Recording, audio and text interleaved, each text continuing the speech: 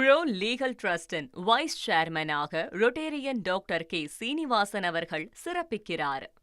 10 மற்றும் 12ஆம் வகுப்பு பொதுத் தேர்வுகளில் தேர்வு எழுத முடியாத சிறப்பு மாணவர்களுக்காக கல்லூரி மாணவர்கள் அல்லது இல்லம் தேடி கல்வி திட்ட தன்னார்வலர்களை நியமிக்கலாம் என்று கல்வித்துறை புதிய அறிவிப்பை வெளியிட்டுள்ளது.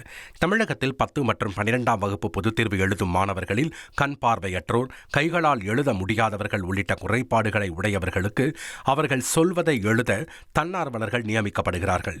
இந்த பணியில் ஆசிரியர்களை நியமித்த போது மாணவர்கள் விடைகளை சொல்லவில்லை என்றாலும் ஆசிரியர்களே முழு விடைகளையும் எழுதி விடுகிறார்கள் என்ற குற்றச்சாட்டு எழுந்தது.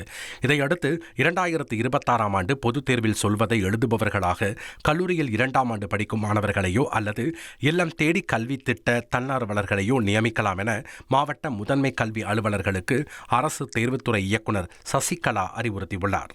ப்ரோ லீகல் டிரஸ்டின் வைஸ் சேர்மனாக ரொட்டேரியன் டாக்டர் கே சீனிவாசன் அவர்கள் சிறப்பிக்கிறார்.